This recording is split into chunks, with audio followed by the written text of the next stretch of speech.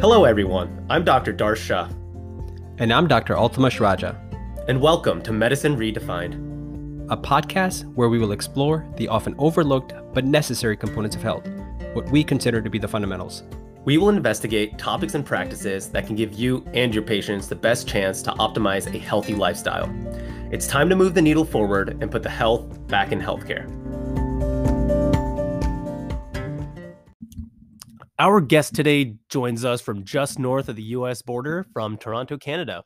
His name is Dr. Adeel Khan, and he is an expert in musculoskeletal medicine, pain medicine, and regenerative medicine. He specializes in interventional orthopedics, using orthobiologics with X-ray and ultrasound guidance to treat patients.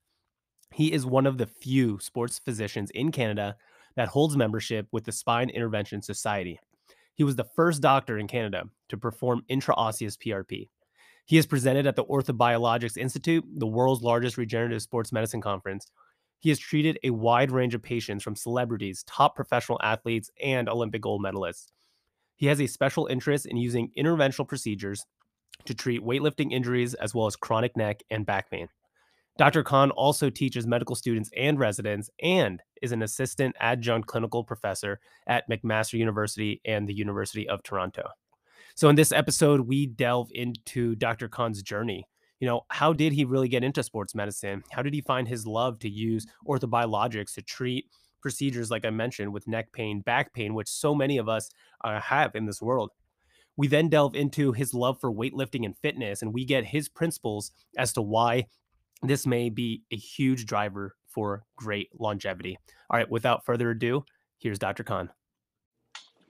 All right. Hey, everyone. Welcome back to Medicine Redefined. Today, we got guest Dr. Adeel Khan up from Canada. Hey, man, it's been awesome to now kind of put, our face on the screens and chat here. I know we've been connected through Instagram for a bit, so it's awesome to kind of do this and delve into your expertise with sports medicine, orthobiologics, hormone replacement therapy, and kind of talk about the differences between the U.S. system and Canada. But first off, man, how are you? I'm tired, but I'm here. But that's the life of a doctor and with newborn. So yeah, man. Well, congratulations on the newborn, and yeah, absolutely, man. I think we both can relate here with how tired it can be, especially with everything you're doing, man. You're pulling a lot of weight, like Altamash was just talking about, in the gym, and then you're definitely active and you're treating a lot of high-profile people, man. So I'm sure the stress is on, but I'm glad to hear that you're doing well, and thanks again for making the time to come on here. So, I want to delve into your roots and kind of the beginnings. So you're obviously a sports medicine doctor, but there's a combination between medicine and fitness in order to do that. So take us through your journey, right? Why did you choose medicine? When did you choose it? And then how did fitness kind of play a role throughout your life? Yeah, I think that's exactly what you said. I was actually a personal trainer before I went into medicine. And then, so that's what really inspired me to want to help other people. And then the big thing for me was like, I was really into the preventative model, because I was like, okay, there's all these lifestyle diseases. And as a personal trainer, I can impact these people so much, because I can actually, if they move better, sometimes they can, even reverse or control their diabetes. They can prevent heart disease and a lot of lifestyle diseases. So I knew kind of from that setting that that's where I wanted to go, some sort of like holistic type of medicine. Why I got into personal training, probably my cousin was a huge influence on that. He was a personal trainer, and just being around him, and then just having that kind of, I guess, mentor, seeing someone who's doing that, that's what got me into that whole world of fitness. And then just kind of like, I just fell in love with it. I kind of started like everyone. I just wanted to get bigger biceps and bigger chest and whatever. And I just, but then when you're 19, you're just kind of like, I want to do it for fun and I want to do it to look good. But then it becomes so much more as you become older. It's not just about looks. Like I could care less about the looks anymore. Yeah. It's just more about like obviously longevity and health. But the other thing is, for me, it's a mental stress, and for me, it's almost a form of meditation now. It just becomes like a place where I can release like stress and just focus on myself and just do what I got to do. And combining that now into medicine is where there's so much opportunity, because for me as a natural bodybuilder, I saw like, all the musculoskeletal conditions these guys deal with. And so I kind of use that as an opportunity to build my brand, I guess, into that market more than anything else.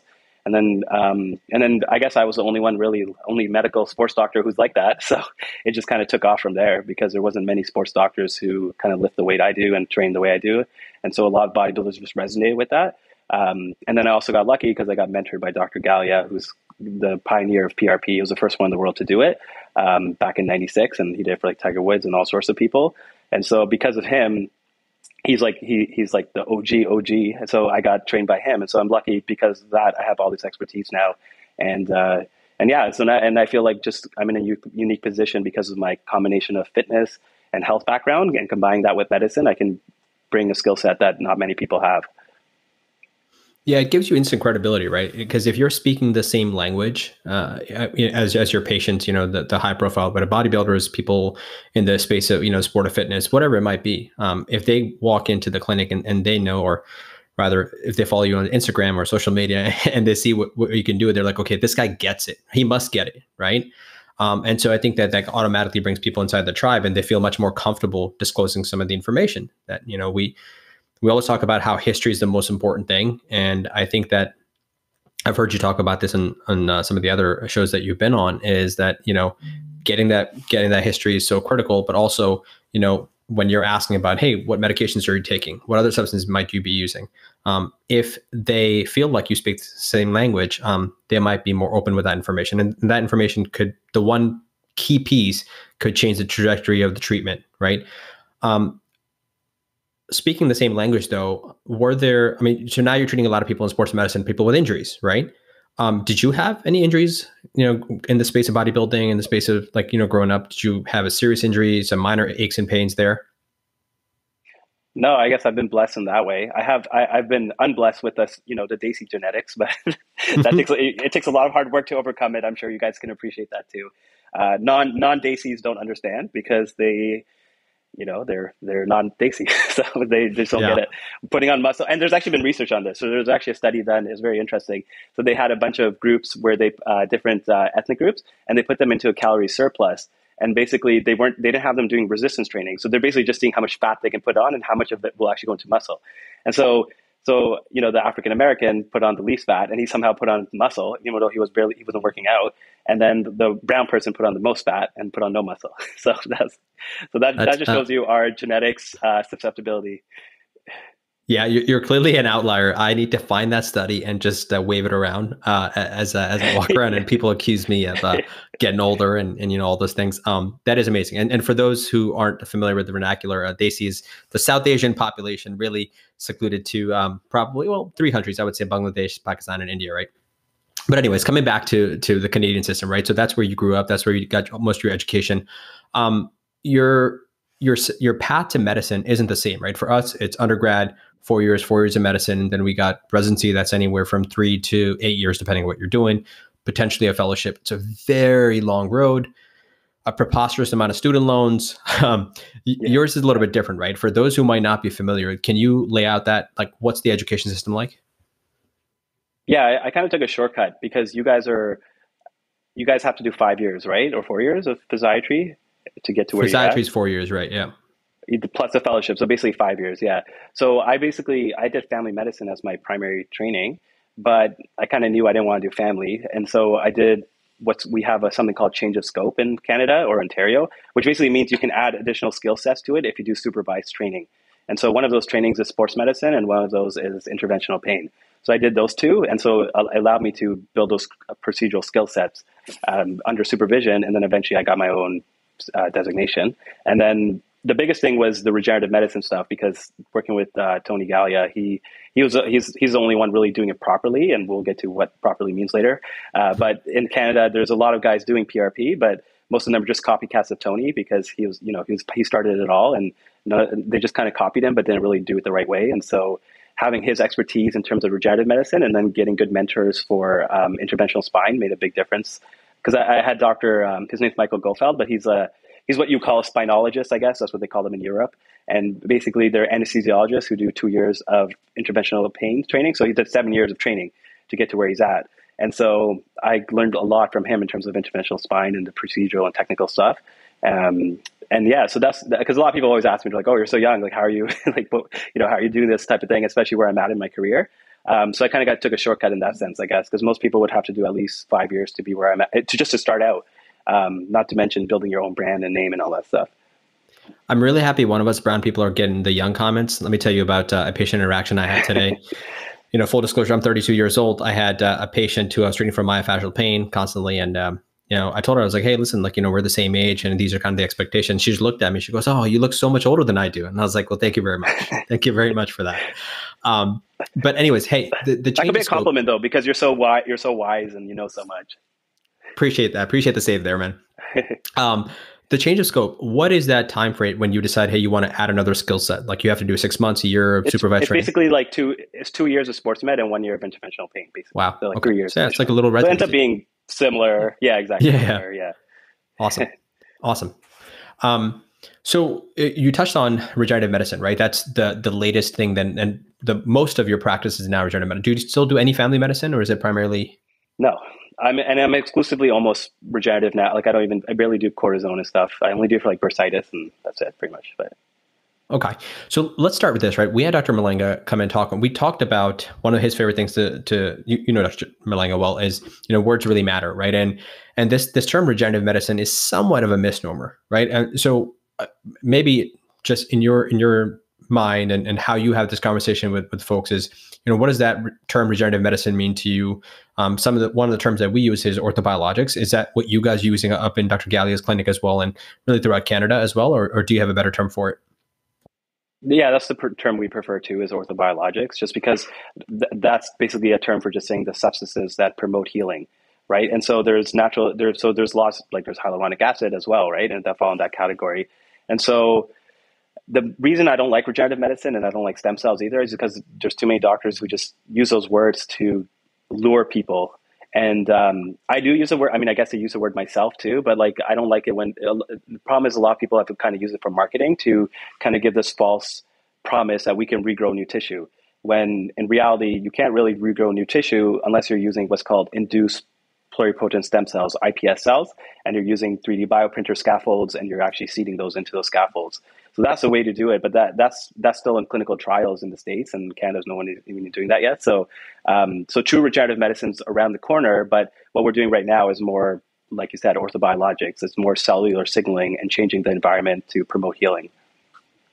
So you talk about cellular signaling, right, through various different mechanisms, PRP being one of them. What common ailments are you treating, right? For the people that are trying to understand regenerative orthobiologics and what that all means, what's the typical patient population you work with, who's coming in, and what exactly are you doing? Well, we have such a wide range because I've treated a 96-year-old Korean man who just wanted to be able to walk. And I've treated Olympic gold medalists and world champion powerlifters and world champion, and I've treated a 14-year-old elite gymnast who was in the Olympics. So I have a huge range. And I think the biggest thing, though, by far, is definitely osteoarthritis. Like I think that's hands down. And the reason for that, and even chronic tendinosis, we know now is it's an inflammatory condition. And so what we're targeting intracellular pathways is inflammation. So the big problem with regular PRP is it's not actually that anti-inflammatory. It's somewhat anti-inflammatory, but it's more growth factors, right? It has lots of TGF beta, IGF-1, and other growth factors that promote healing. But it doesn't have much of inhibitors, especially it doesn't have much in terms of what are called TIMPs, tissue inhibitor metalloproteinases, and they target what are called MMPs. And MMPs are pro-inflammatory cytokines that break down cartilage. And the other one that's pretty big, well known, is IL-1. IL-1 is also another pro-inflammatory cytokine that can lead to degradation of cartilage, and it's been linked to chronic tendinosis as well. And so those were the inflammatory pathways that we're trying to target, and lots of research has been done on that in the last decade. And so there's a guy named Peter Whaling in Germany who came out with something called orthokine or regenokine. Joe Rogan actually went to go get that done because, he probably didn't know about it. I don't think he knows Tony, that's why. But if he knew about Tony, he would have come to us. But anyway, he went there because he got orthokine done, and they've just done a better job marketing than we have. We only came out 2 years ago, but basically what orthokine, the reason why it's so popular amongst like the top people around the world, all the elite people, like Michael Jordan went there, Kobe Bryant went there. The reason they go there is because it's targeting IL-1. It's IRAP, as it's known in the colloquial term, I guess. But basically, by targeting IL-1, you're targeting one of the main inflammatory mediators of chronic tendinosis, chronic pain, and osteoarthritis. So it's a big game changer from regular PRP. But then Cytorich takes it a step further in that it also has high levels of TIMPs. So Cytorich is our second generation plasma injection. And so that's a big difference between cytorich and orthokine or regenokine. And so it's all about chronic inflammation. And that's really the root cause of so many different diseases, not just chronic musculoskeletal conditions, but obviously like, even heart disease, cancer, stroke, diabetes, dementia. They've all been linked to chronic inflammation in some sense. So, I've heard you talk about this concept of cytorich. I actually first saw Dr. John Berardi posted, and I think he got treated by one of your colleagues. I forget whoever the other brown person is in your clinic, I think. Rizwan probably. That's right. That name rings a bell. And I was like, oh, cytorich is interesting because I think the terminology we use in the States is a bit different, right? And so we typically will refer to them with leukocytes or neutrophils and that kind of stuff like that. So what would be the analogous terminology for at least what folks are using? I know you're familiar with, the Regenexx folks, the Toby folks you said you presented there. How would cytorich compare to that? Well, so the way to break it up is acellular. So it's actually an acellular plasma injection. So there's no cells in there. So it's more like a platelet lysate. So I think that's the way to kind of look at it. Because platelet lysate is a thing, and Regenexx has obviously promoted that in their with what they do. As you guys know, the lysis is basically when they actually release all the anti-inflammatory cytokines. And there's different ways to do that. So you can freeze it, you can mechanically lyse it, you can incubate it. So what we do is we actually incubate ours. So that's what we have, and we have patents on that for how we do it and stuff. And I think the Regenexx guys, they were freezing it, I believe, before, but I'm not sure if they're still doing that. And then we also mechanically lyse it. We use a special filter to lyse the platelets. And so what that does is it basically just releases all the anti-inflammatory cytokines, all the goodies, so to speak, inside of the platelets, and immediately releases them into the area that you're injecting into. So I've kind of been removed from this space a little bit. We're talking about newborns. I have one myself, and that's the fastest way to stay away from keeping up with the literature, right? But yeah, I was reading a recent paper, the American Medical Society of Sports Medicine, right? That's our parent academy. They came out with a position statement not too long ago talking about just the regulations and what the state of the evidence is for different types of pathologies, right? You talked about osteoarthritis, which is probably the most prevalent thing worldwide, knee osteoarthritis to be specific. But focusing on tendinopathies for a second, right? The evidence, at least from my understanding, for lateral epicondylopathy is probably the strongest, right? But specifically, what we say is leukocyte rich, right? But from what I'm hearing, is saying we're trying to take all that out. We know that leukocytes are going to be inflammatory, but here we're taking all the cells out. Like, how do you kind of look at that? Or I haven't looked at a lot of the literature focusing particularly on the lysates or cytorich as you're referring to. Yeah, and I think you have to look at it from a mechanistic perspective. And does this make sense? You don't want to. Why would you be injecting cells or something that's pro-inflammatory into where you want to reduce inflammation, especially in osteoarthritis in the joint? And we know in joints when you actually inject like the red plasma, which is a leukocyte rich, the cells there can actually cause inflammation over time and actually lead to more wear and tear. So I'm not a big fan of that from that perspective. I think the problem is it's probably Tony's fault too. He's been kind of reclusive for the last decade or so, and he's ever since he got. I'm sure I don't know if you guys heard, but it was back in 2010 when he treated Tiger Woods, Alex Rodriguez, and a few other top U.S. athletes, but he didn't have his U.S. medical license at the time. So then it was in the media all over the world, and he eventually got suspended, and then he kind of just disappeared for 10 years from the spotlight. And now he's kind of back with cytorich, and I'm kind of his protege, I guess, so to speak, and I'm his spokesman. But he understands PRP better than anyone else in the world for sure, because he's been researching it for 30 years. And the problem is a lot of these guys just don't, I'm not really sure why they're promoting leukocyte rich for something that even mechanistically, if you look at the basic science literature, is actually an inflammatory condition, right? It makes sense to inject leukocyte rich into potentially, we use it for chronic muscle tears because you actually want to promote inflammation in there, right? And you want it to heal and you want cells in there.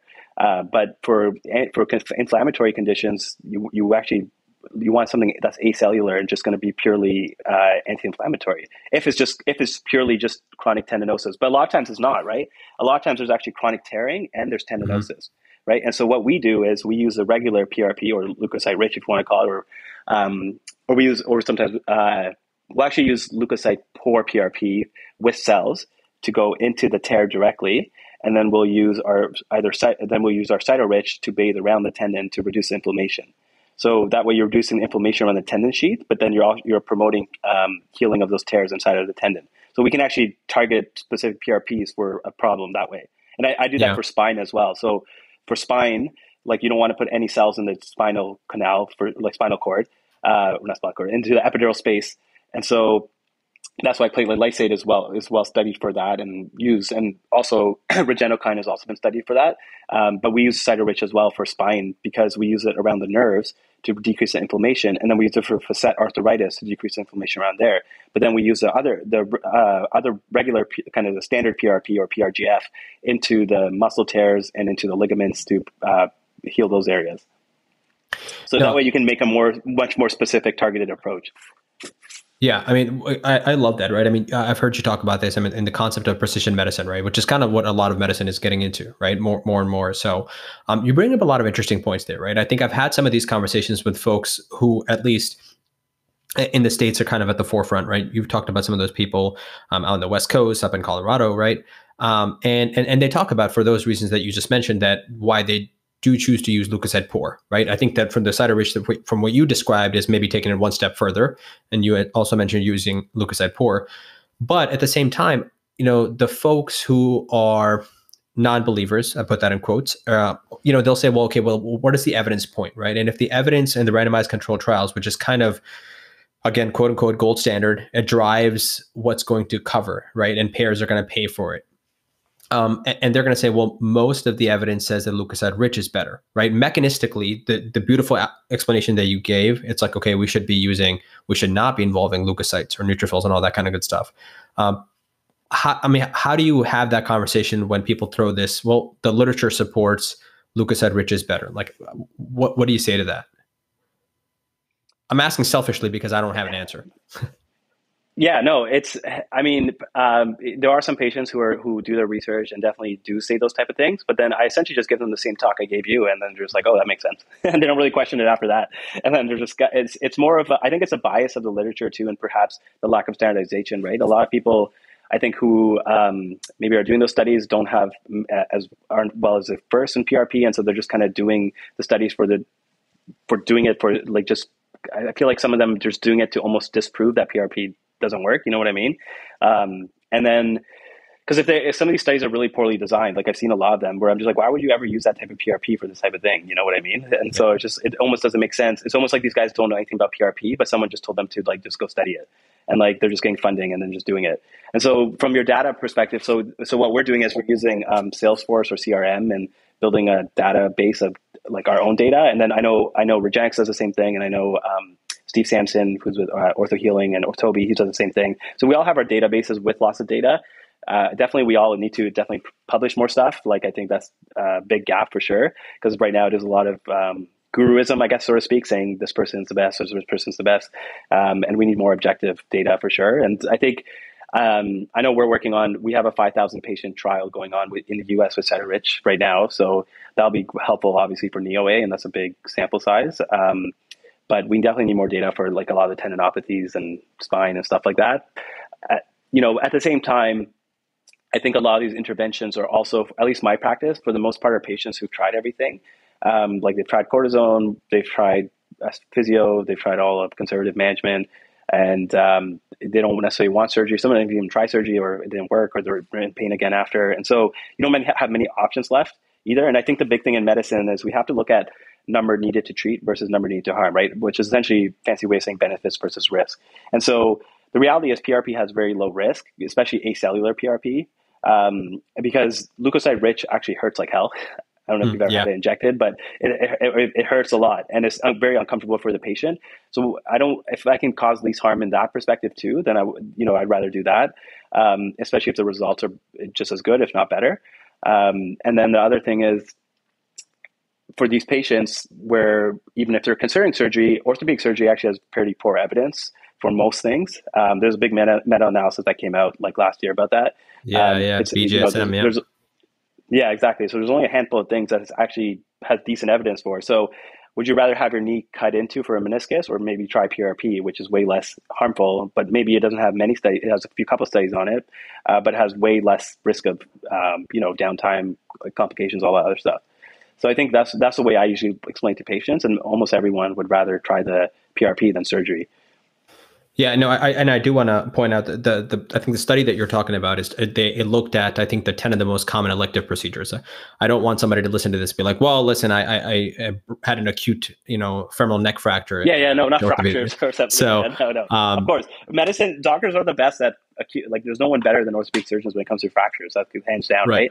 We're talking about, whenever we're talking about gaps in the medical system, we're talking about chronic issues, right? And exactly. That's. Yeah, no, so it opens up this can of worm, and I kind of do want to go down, because I think, one of the issues is, again, I was lucky that I exposed to the world of orthobiologics in medical school, right? And Dr. Malenga was one of the folks who exposed me to that, because I had some time to spend with him. And then from there, I went to Interventional Orthopedics Foundation conferences every year. Toby as well attend that. So really get to learn from the best of the best, right? And these conversations keep coming up, but then the challenge becomes when we go back to the regular world, where people aren't dabbling it.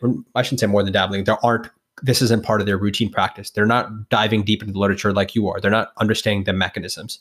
And then they'll be quick to dismiss that, hey, listen, that doesn't work, or we don't have evidence, or people are charging whatever amount of money that you want. I mean, we know that you can charge, there's a really good paper. I think it was it was 2016. I remember reading an abstract in the American Orthopedics, one of their journals, that there is just a wide variety of costs that people can charge for PRP, anywhere from $400 to like $3,000. And it doesn't even make sense, right? And you've talked to this before, is that you guys actually look and you're actually getting the cell count and how important that is. So coming back to your point about methodologies is, and Dr. Malenga brought this up last time, is, you'll look at some of these studies and people haven't even commented on, what percentage or what the cell count is, and if it's even appropriate. So if it didn't work, how could you say if it didn't work if you didn't even take the right medication, right?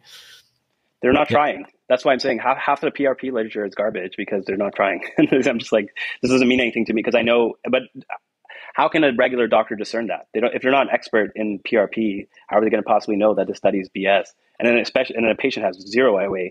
So like, I saw a physio today post about something about like, oh, PRP doesn't work or something. So I just called him out on his BS bit, because he's quoting some study that's just nonsensical. Like, they're using the wrong type of PRP. Some of the studies, they don't even do them with image guidance. So it's just like what are you doing? Like, the lack of image guidance is a really wild concept to me. I know you guys use ultrasound guidance, and do you use fluoroscopy for your spine stuff? Yeah.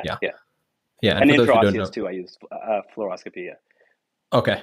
Talk a little bit more about this intraosseous concept. I know it sounds like you're becoming more and more passionate about this. What is exactly, for those who don't know, and when is it indicated? Yeah, it's essentially for severe osteoarthritis, moderate to severe, because we know the evidence for regular PRP is only mild to moderate. So after that, you're kind of limited with your options. Like, yeah, you can do stem cell injections.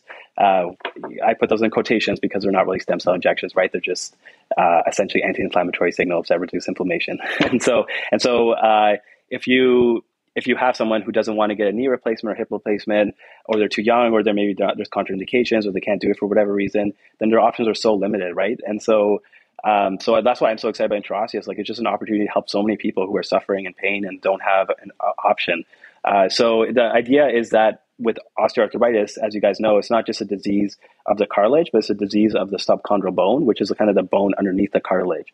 And so we think of joints now more as like organ systems. We used to think of them as just like kind of inert, they just move us around type of thing. But now we know that there's actually so many cellular signaling pathways that go around in those organ systems, and they communicate.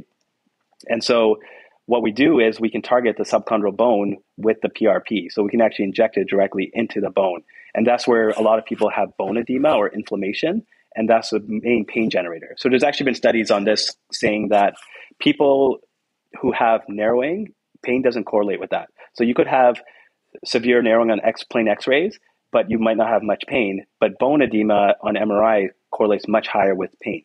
So it is a big pain generator for a lot of people, and it's something we can target specifically with the PRP. So if I see someone who has an MRI and it shows specifically they have bone edema that correlates with their pain, then I'm confident that I can treat it with the intraosseous injection. And I've done it for many people. I'm publishing a bunch of case reports right now because I'm the only one in Canada doing it. And I've done it, and I'm pretty sure I was the first one in the world to do it for a few different, like I don't think anyone's published anything on it. But like I did one guy, he was like a 35-year-old carpenter. He couldn't work because he was just iconic, like 9, 10 out of 10 pain because he had a previous fracture in that, like in his 5th MTP when he was younger. And so it was like post-traumatic OA. And then the surgeon was like, well, we could fuse it. And that's the only option. And then like, he's just like, I don't want to fuse it. Like he's so young. And so we did the injection, and then he had like 1 out of 10 pain after 2 weeks, and after 6 weeks, like 0 to out of 10. And now he's been fine since. And so like, there's just like incredible cases like that I can just, that literally had no other option. And if I wasn't doing this in Canada, like no one could help him. And like, so it's just cool to be able to help people like that. So that's why I'm passionate about it, I guess. It's just cool to give that skill set and help people who otherwise would have no one to really help them. No, I love that. I mean, I think that is really important. And for those who don't know, MTPs, metatarsophalangeal joint, is your little, I guess they're the 5th, right? So pinky toe joint. I want to come back to MSCs and perinatal derived products in a little bit, but I think that this might be a good segue to talk about just some of the legalities and regulations, right? We maybe we did or didn't touch on. They're very loosely regulated. I think the FDA is really cracking down on it, at least in the States. I'm not really sure what the scope is in Canada. You are much more familiar with this. Could you highlight what the differences are in terms of regulations, both in the States and Canada, for those who might not be familiar? Yeah, so Health Canada basically put a pause on all stem cell injections 2 years ago, or almost 3 years ago now. And the reason for that was because there's so many clinics doing it, just like you guys are doing in the States. It's a wild, wild west, right? There's people doing it. I heard in the States, there's even chiros and naturopaths doing it.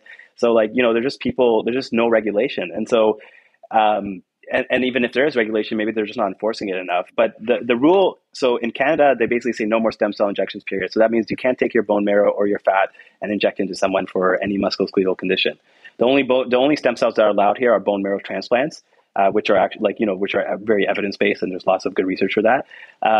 So that's the only thing that, and I think it's fair because it ruined it for people like me who are doing it properly. But there's so many bad people out there who are bad players who are just taking advantage of patients and selling them something that's not true. And the biggest thing I think people need to understand is that stem cells, when you take it from your body and you re-inject them, they are not regrowing new tissue. They're simply reducing inflammation. And the guy who coined the term mesenchymal stem cells, Dr. Arnold Kaplan from Case Western, said in a paper published in Nature about 4 years ago, or 5 years now, that they should be renamed medicinal signaling cells, right? So MSCs, because they're sending signals. It's all about paracrine secretion, which just means sending signals to a local tissue that have stem cells in them. And those stem cells are what's causing the regeneration ultimately. So when we have a tear in your shoulder and I inject it with PRP, the PRP only stays there for maybe a couple hours. No, sorry, not a couple hours, like maybe a couple days. But what it does is it sends signals to your body's own immune system and own stem cells to start regenerating. And so that's how it heals. And stem cell injections that you get do the same thing. It's not the stem cells themselves that are causing engraftment or regrowing tissue. It's just sending cellular signals that promote that healing.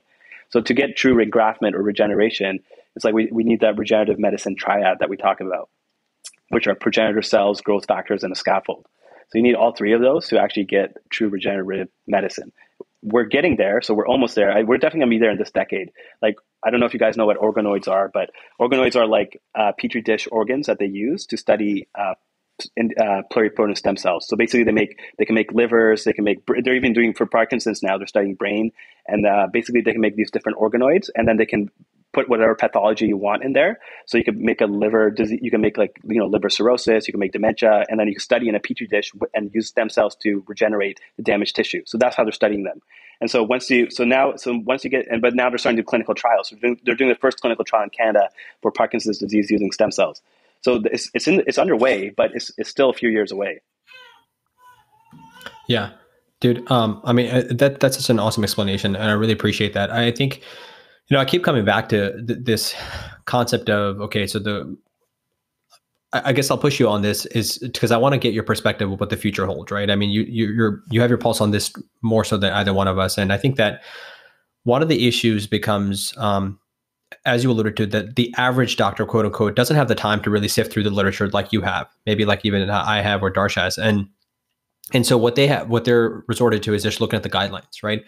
And then the guidelines are based off, randomized control trials and stuff like that. I would say this works, this doesn't work, this doesn't work, this works, right? And so if you're quickly going to look at it, you're like, well, nope, doesn't work. Okay, maybe it works for tennis elbow and leukocyte rich is the only one. Anybody who's not doing that, X, Y, and Z reason. At least that's how the way it works here, right? Again, I'm very excited that we're still able to do, bone marrow and adipose, because I think I really can't appreciate the bad actors who've ruined it, or one or a few bad apples who ruined it for the batch. But at the same time, the progress in science has to happen, right? And so, what is your if there's any optimism in terms of Canada and maybe some of the other countries who aren't making that progress, or who've just said, okay, we're going to completely shut it off? How do you go get over that hump? How do you get back to using MSCs in Canada or that kind of stuff? Well, there was actually a big stem cells, I guess, symposium that was in the Globe and Mail, which is like one of our big news media outlets. And they were talking about with a bunch of health regulators and stem cell biologists who do basic research. And they essentially said that they should remove the moratorium on stem cells within the next couple of years. So it is going to go back the other way. They just want some more research before Health Canada allows it again. So we're in the process. So I think in the next 5 years, we'll be allowed to do so much more. And it's going to be really exciting to actually be in regenerative medicine in Canada and even the US, because there's so much research going on right now in this field. So I think the pendulum is going to swing the other way. It's just, it kind of swung too much one way. You know what I mean? And then now they're just going to have to go back, and they're doing the research. They're making sure they have enough data. I think when it comes to cellular medicine, like whenever you're using something that's cell-based, you definitely want to make sure you have enough safety data, because it's not like PRP where it's just harmless, right? It's worst case, it doesn't work. But cellular stuff there's been people going blind in the eye. There's been people growing tumors in the spine. So these are real things that have happened to people, and there are case reports about them. So whatever, you gotta be careful when injecting stem cells or cellular cell-based therapies into people. So that's why I personally wouldn't feel comfortable doing them until there's more research for a lot of different conditions. I think one application that I would be excited about, and the reason why, we were talking about the Dubai thing earlier. I'm going to Dubai to treat some folks. And the reason why I would like to establish a regenerative medicine center somewhere else outside of Canada, and we're looking at other options, is because if you can actually grow stem cells, what are called pluripotent stem cells, and actually culture them and get the viable number of progenitor cells, culture them for a couple of weeks, and then inject them into a disc, for example, degenerative disc disease, you can actually regrow the disc and have like a significant height regain, because there's been basic science data on that. And I know like someone like Centino, he's published some data on that too from Regenix. And so I think that's exciting to actually regrow new tissue from that perspective. But until there's more research, like it's hard to, really stand behind it from that perspective. So because I know there's so many people doing it in the States, and it's just kind of buyer beware right now, because you got to just look out for those people who are just kind of selling you. It's almost like snake oil salesmen. It's kind of a shame, because we're doctors, right? We're not supposed to be like just in it to make money. Hopefully most people are doing it just because they want to help people, right? And you want to give always best available evidence. And I think what you were saying earlier about the guidelines, the best available evidence to me is not a knee replacement for someone who has advanced arthritis. There's been studies, you're looking at intraosseous PRP in Europe and in Spain. They've been studying it for over a decade. So if you look at the data and you look at the data for knee replacement surgeries, to me, there's better data to support the intraosseous as a next step for knee replacement. And it's also because of that paradigm we talked about, is that how much harm versus benefit are you going to have, right? The benefit is potentially the same, if not, without the potential harms and risks that you have with surgery. So yes, you can be a robot and just look at guidelines, but then, I'd rather just get a robot to replace you as a doctor, because, but that's what AI is going to do, to replace those type of doctors. If you're just going to go by guidelines and not think critically and evaluate the evidence, then, that you're not really doing your job. Yeah. Now, and we've talked about that at length before, how challenged that makes it to practice medicine, at least enjoyable medicine, right? I mean, if you're just going to follow guidelines or algorithms, rather, it doesn't make it as much fun, right? Playing detective. Follow up though.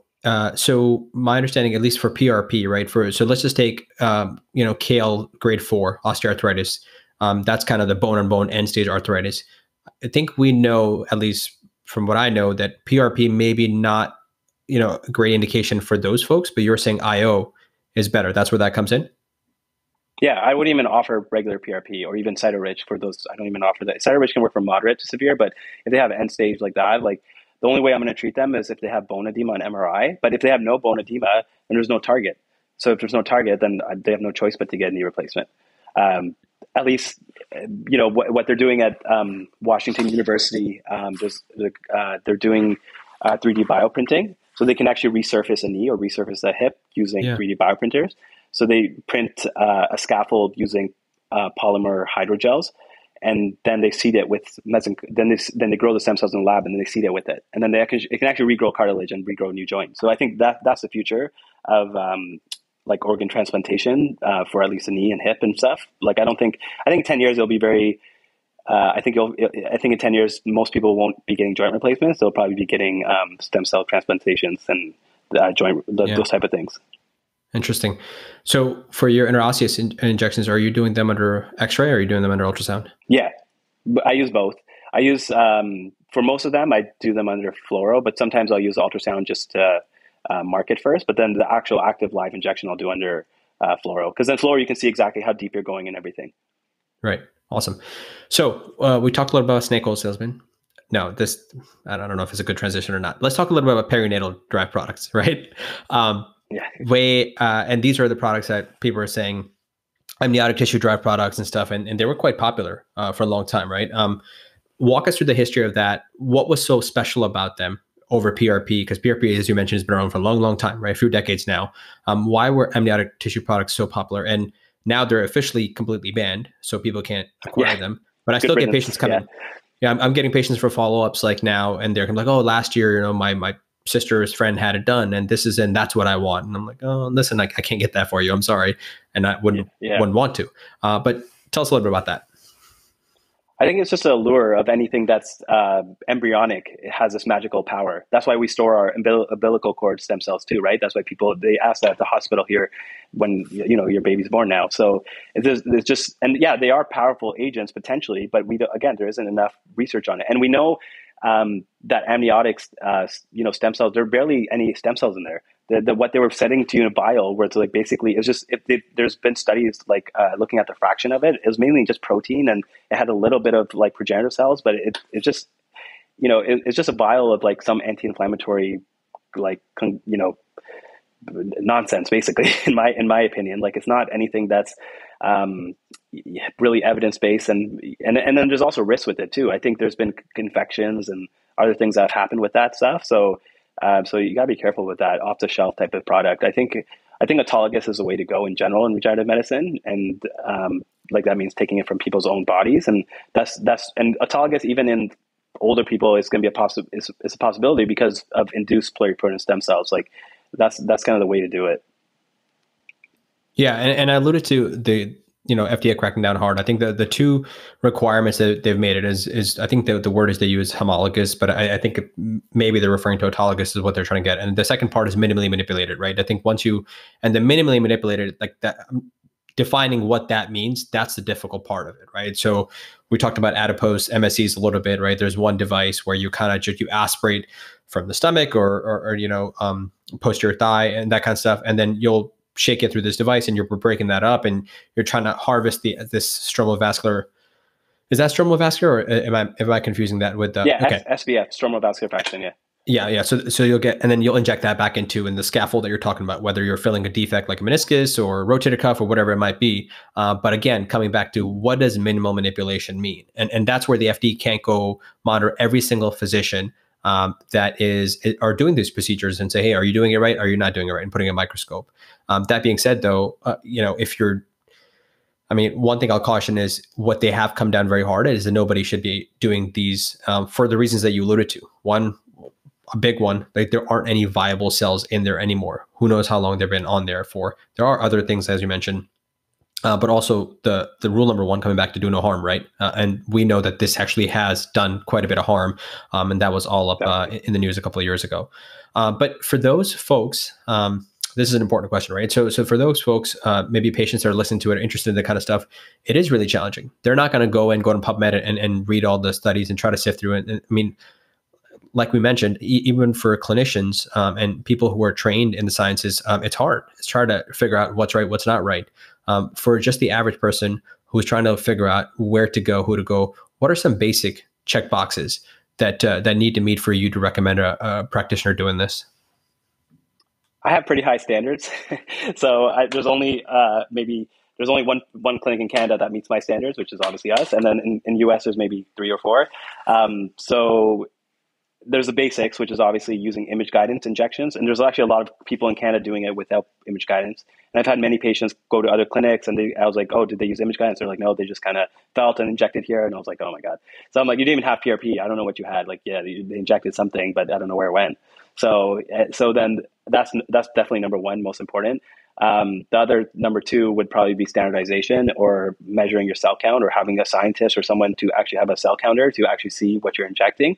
If they're just using generic centrifuges, I mean, that's fine up to a point, but you're not going to get the specialized service that you're going to get at clinics that actually do that. So that just allows, like we we're saying, precision medicine when you actually have a cell counter and you kind of formulate your own PRPs to target different things. And so I know like the Regenix guys, like I know they do that up in Colorado, and Steve Sampson in California, he's really good with that type of stuff. He uses mainly PRGF, which is fine, which I'm fine with that too, because it's a leukocyte poor PRP. It's not painful to inject and it's well studied. And again, there's very low likelihood of any sort of harm with that. And then I think the other thing is looking at their credentials in the sense that like who have they treated, what have they done in terms of schooling and that kind of stuff. Like you don't want to necessarily go to a naturopath or a chiropractor who's doing this because they thought it'd be fun and just so they want to make some money. Because a lot of people, they are motivated by money, unfortunately. And because like we talked about, it's not a really well-regulated space. There are a lot of naturopaths doing it. I just don't see why you would go to a naturopath because they don't have the specialized training that we do, right? We had to go to school for years to do just to learn ultrasound technique took me like 2 years. Like it's a really specialized thing, right? And so you have to really be proficient and skilled at it. I don't see how a naturopath can just pick it up. Like there are naturopaths doing it all over and they just do it without image guidance. So I think looking at the credentials, making sure they're like, an actual medical doctor and have ideally some sort of specialized training in image guidance and that kind of stuff is really important. So I think those are probably the most important criteria to look at. I don't want to bash naturopaths whatsoever. I don't know what training is required to be a naturopath. Like, is there like a 4-year training? Does anybody know? It's like 2 years. Yeah, it's just a 4-year. Yeah. Oh, yeah. I think in the US it's like, so, oh, you might be right. It's 4 years. I think so. It's a 2-year curriculum, but they learn a lot more of the integrative holistic. So they don't go as far in depth as we do, in physiology, pharmacology. They learn kind of very superficial from what I've read up on. They have an entrance exam, it's credited, but again, the depth is not there as much as we learn. And then their clinical rotations and stuff are a little bit more like specific than ours. So it's kind of like PA or an NP where they delve into like a special scope early on, whereas we kind of, have the intern or general practice, and then we start to funnel it down. Do they have a residency? I'm not sure. I think you can do a residency. I think you can do like a year or 2 in a specific like field. I know some naturopathics that do like oncology, like residency for a year. But I don't think it's as like in depth as what we do. And like, I don't know how much of the billing, coding, prescription, because state to state is going to be different as well.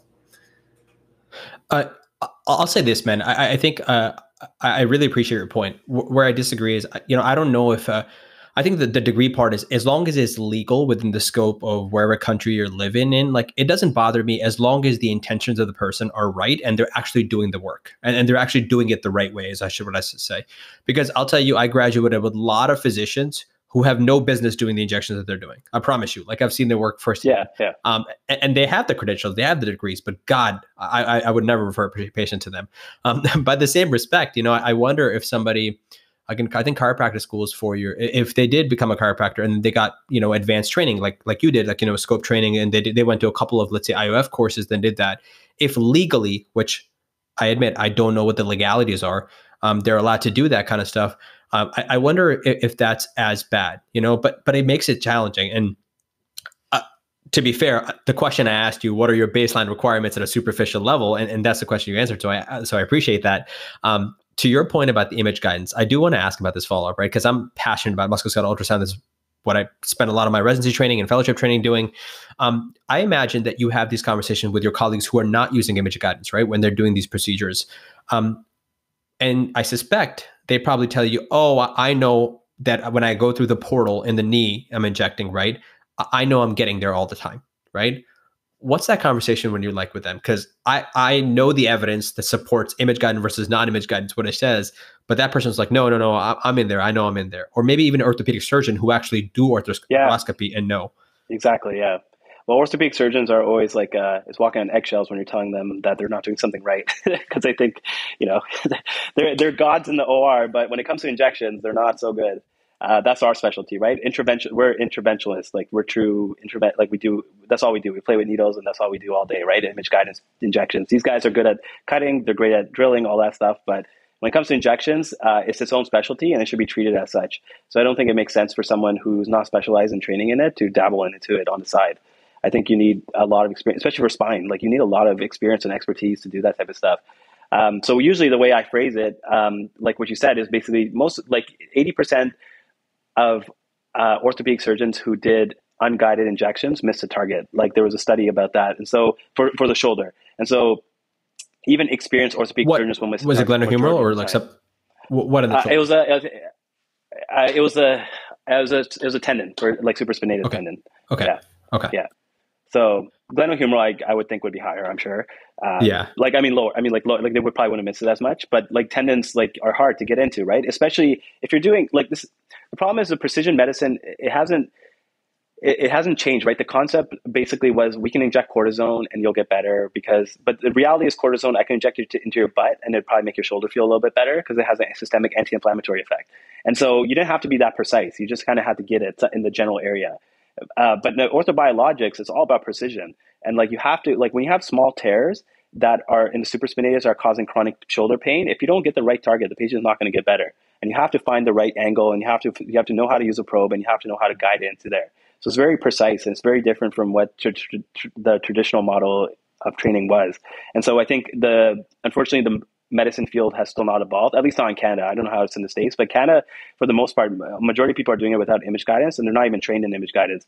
And the college here is finally starting to regulate it because they've seen how much harm has been done. And the Toronto Star here did a huge investigation into all these pain clinics that were doing all these BS injections. So they kind of exposed all the cracks in the system. And so now that they're finally starting to make it a standard that you have to have image guidance and you have to save your pictures and all that stuff, just like when you do, like, I'm sure, Spine Intervention Society guidelines, like SI, like just like that, it should be the same guidelines for us, right? It should be like very precise, high standard of care type of thing.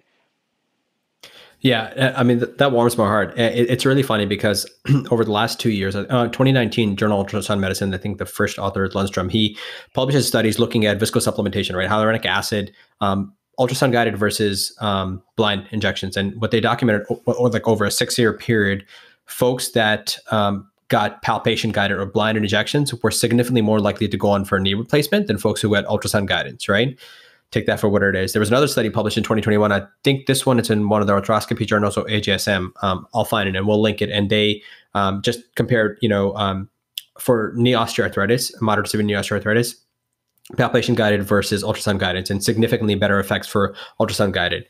And ultimately, it's funny because when I told that to my co-fellow, shout out to him, Ryan Meyer, when I tell them, his response was like, yeah. He was tongue in cheek, but he's like, yeah, all the surgeons that I've ever worked with are in the top 1%, so they never miss, and he was joking about that. But, every time I have this conversation, and then they'll say, oh no, I'm in there because I've done 10,000 and I know I'm going into the subacromial bursa. But I find that to be really, really interesting.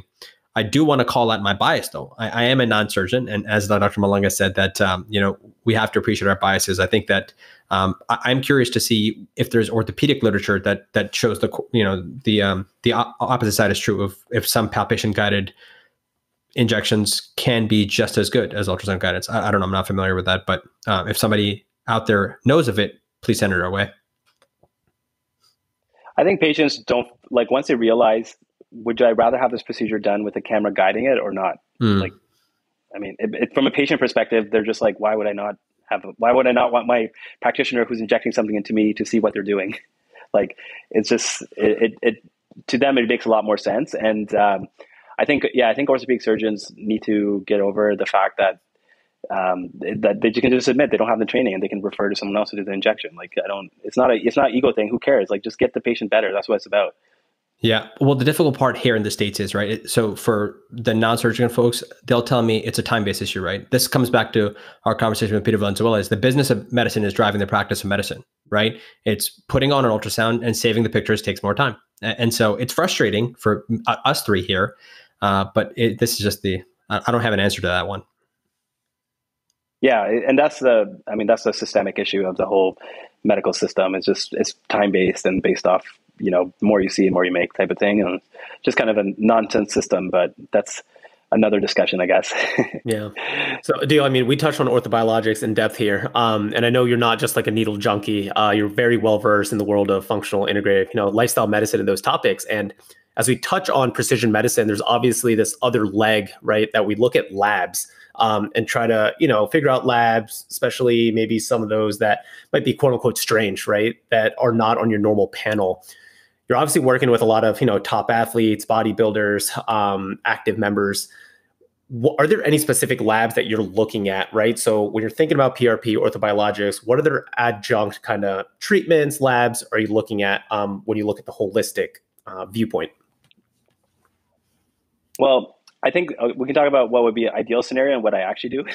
So Sure. In an ideal world, you would, because in an ideal world, you would actually have them, come in ideally 3 to 6 months before the injection. You would do a full blood work and you would kind of look at inflammatory markers, look at general panel of everything, make sure they're generally healthy. Like they're not having just because if they have lots of inflammation in the body, it's just, the injections may not necessarily work as well, especially the standard PRP, because you're not necessarily removing and you're not promoting the anti-inflammatory effect like you are with the second generation PRPs.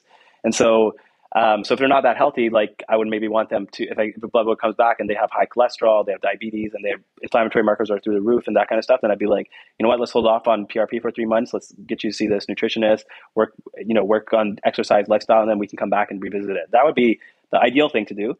But the reality is most patients come to me and they've been in pain for so long, they just want to get treated ASAP, and they don't care. And so what I do for those patients, what I check are hormones at least to see if there's something maybe that is impairing their recovery. Because we know that if your testosterone and your growth hormone levels are suboptimal, it can definitely impair recovery. So the way we check that is free testosterone bioavailable, and then IGF-1 and IGF-BP3, which are markers for growth hormone. And so if they have deficiencies in those, that may actually not only increase the risk of injuries, but it could even, for some patients, they can even explain why they keep getting injured. And then once you get those levels to a good range, they feel so much better, they recover better, they sleep better, all that stuff. And then it just makes the outcomes much better too. I've had many patients where even some patients with chronic pain, you just put them on growth hormone and all the pain goes away because they had no growth hormone. Wow. And they just no one ever checked it. Tony wrote a whole book about growth hormone. So that's why I'm well versed in it too. And he did it for he used to optimize the levels a little bit for people, and that's why he was controversial as well.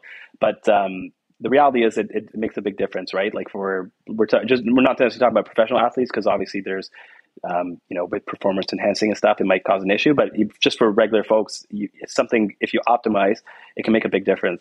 Yeah, I was going to ask, in the population of the bodybuilders, is there anything that you get worried about that they might be taking that would get in the way of doing any type of orthobiologic procedure, any type of supplements or steroids? Anti-estrogens specifically, because they there's Novodex and there's anastrozole and a bunch of, they're actually SERMs, which are used in breast cancer. But the reason they use them is because they don't want their estrogen to build up in their system when they're on a cycle. And the problem is what happens with those anti-estrogens actually increase your risk of tendon ruptures, and they can affect tendon healing as well. So there's been in vitro studies on that type of stuff. So that's the type of thing I usually and that's actually a lot of times where you see a lot of tears and a lot of ruptures is close to a show for bodybuilders, because they're getting shredded and they're taking these high doses steroids, but they're also taking high doses anti-estrogen, and they're in a calorie deficit. So their body's just primed to be injured. Gotcha. Very cool. Go for it. So wait, this is maybe a common misconception. So it's actually the aromatase inhibitors that make it more susceptible to tendon ruptures, not the testosterone? Yeah. Interesting. Yeah, exactly. Yeah. Cool. Well, hey, I know you're also very interested in fitness and weightlifting, as we talked about, right? Tell us about why muscle is so important for longevity and that conversation that you have with your patients. Yeah, I say like muscle is like the body armor, like real body armor, Yeah. not just it protects you from so many. It protects you from so many diseases because of what's called myokines. We talked about cytokines earlier, but myokines are like the cellular signals that go throughout your body from the muscle, and they actually reduce inflammation and they help protect you from, we know, from heart disease, cancer, diabetes. And similarly, if you have too much fat, they release something called adipokines. And those adipokines are pro-inflammatory cytokines that lead to, especially visceral adiposity, which is like the fat around your organs. That's very pro-inflammatory and increases risk of so many different diseases. So yes, muscle looks nice, but it's not just about aesthetics. It's actually pretty much it's an organ of longevity, right? It's essentially what you need to live a good, long, functional, healthy life. And there's no compromise. There's no way around it anymore. Like you have to just say, suck it up, and you have to learn to put on muscle.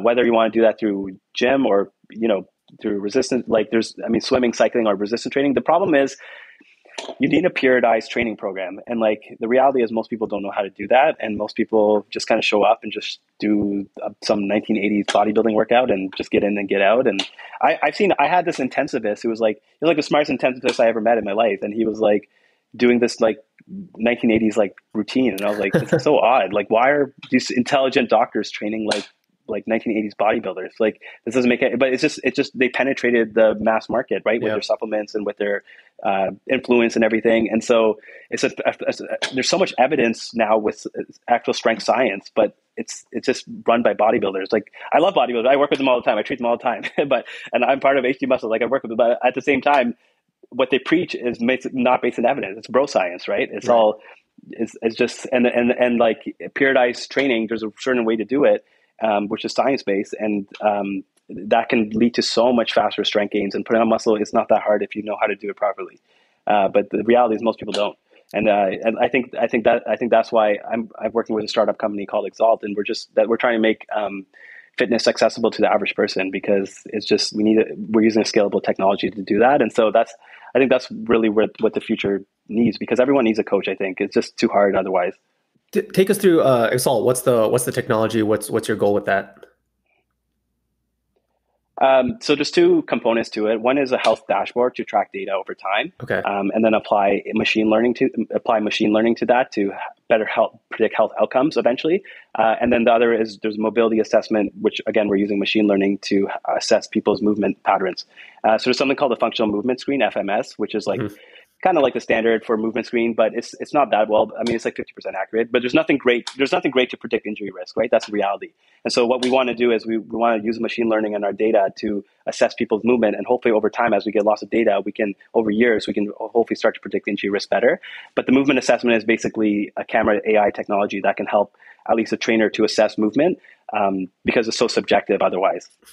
Yeah, cool. Very cool, man. And so the idea is that we're doing it the biggest thing is we're doing it at the fraction of the cost. If you're wondering what's so different about it, is it's 15-minute sessions. So it's short sessions, but it allows people to get a trainer and a coach for $1,000 a year, versus if you're paying a trainer, you have to pay $3,000-$4,000 for like 3 months, right? And that's who can afford that? If the average income in the US is like 35,000 USD, right? Single. And so you know what I mean? So like it doesn't make sense the pricing makes no sense. It's just for rich people. Exactly, man. Especially if we're trying to make systemic change, right? I mean, we know chronic disease and obesity and all that is through the roof here in the US and globally, honestly. Yeah. Cool, man. So I wanted to ask you about longevity, right? Because I've been listening to David Sinclair and I wanted to get your take on this, right? Like, how do you balance out well, first of all, the take that David Sinclair has, right, is he's now like anti-protein, limiting kind of the protein side of things. So we have muscle on one side that kind of, right, helps with longevity, but then you have this other side with like caloric restriction and fasting. What is your end goal here when you look at kind of your health and fitness and longevity? Kind of what's your take on what you want to do? I know it's a little I mean, they always talk about the I know they always talk about the mTOR pathway, right, and how it might increase.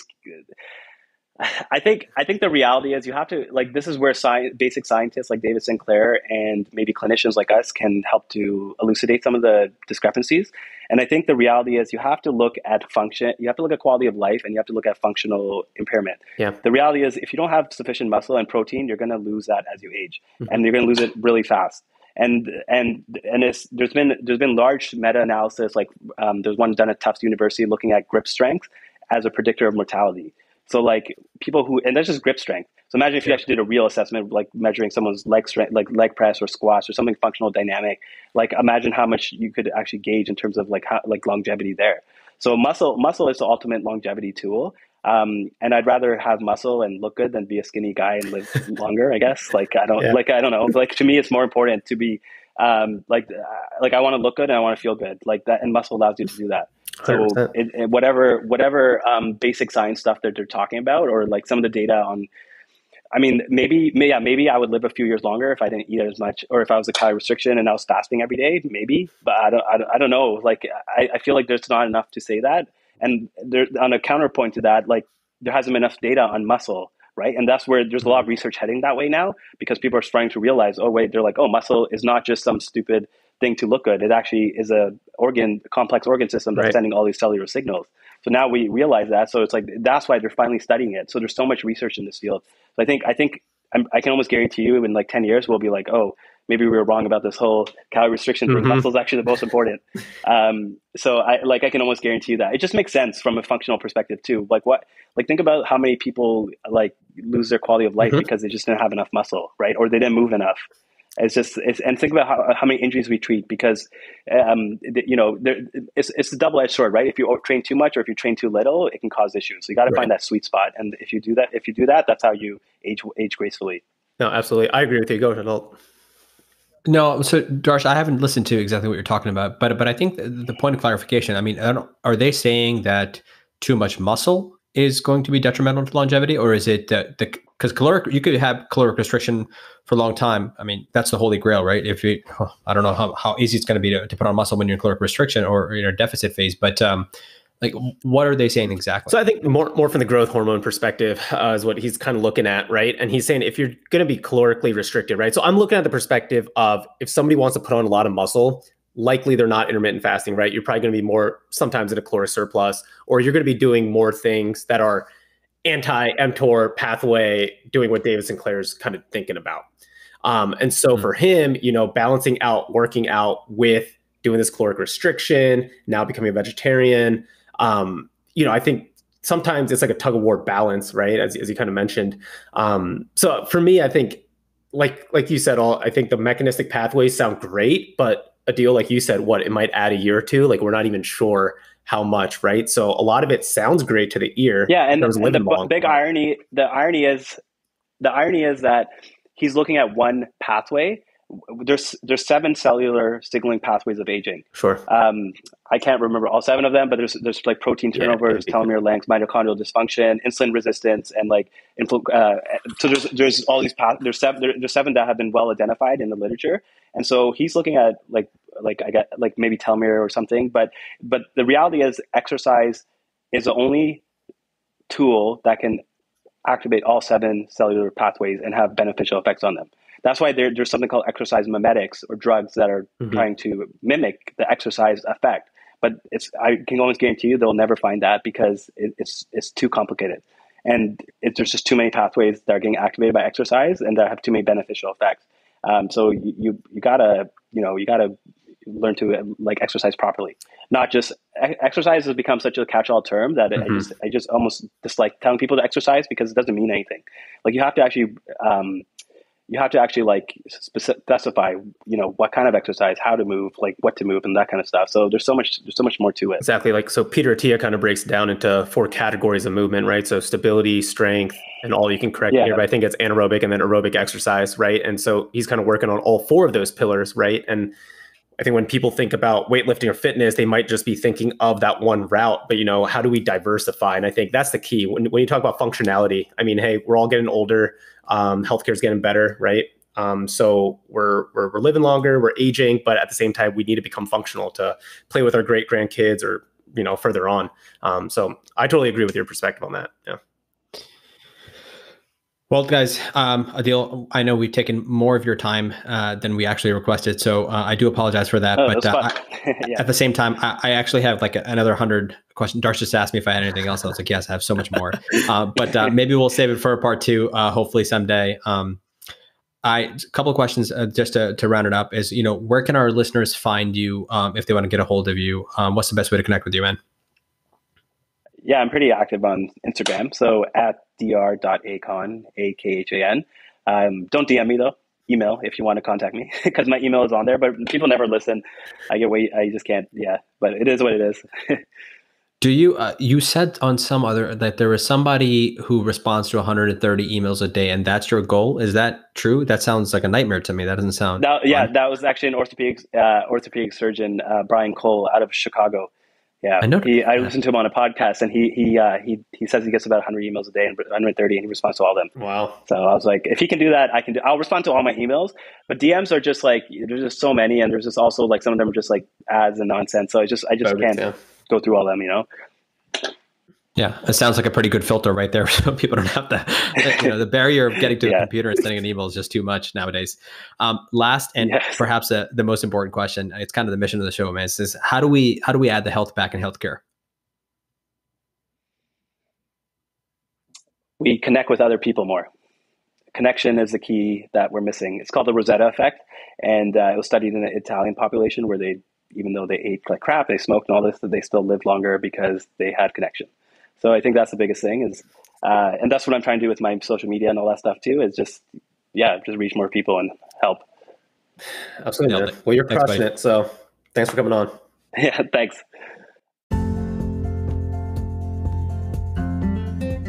Thanks so much for hanging around through this episode. Dr. Adeel Khan is an awesome resource, and he's got a lot of cool things coming up, and he has an awesome vision when it comes to orthobiologics and sports medicine and weightlifting. And so if you're interested in what he's doing and you want to follow his journey, I highly recommend following his Instagram. He posts a lot of great content, and it's not only just about sports medicine. He posts a lot about just general health and fitness and how we can do our best every single day to become the best versions of ourselves. Now, if you want another perspective when it comes to PRP, regenerative medicine, orthobiologics, and sports medicine, you can check out episode 14 of this podcast with Dr. Gerald Malanga, who is one of the fathers of orthobiologics in the US. Now, if you're enjoying this episode and you think somebody else would enjoy it as well, please share it with them. Please take the time to subscribe and also rate and review this podcast if you feel like you're getting value out of it. And as always, everything in this podcast is for educational purposes only. It does not constitute the practice of medicine, and we are not providing medical advice. No physician-patient relationship is formed, and anything discussed in this podcast does not represent the views of our employers. We recommend that you seek the guidance of your personal physician regarding any specific health-related issues. We'll see you next week with the lessons learned.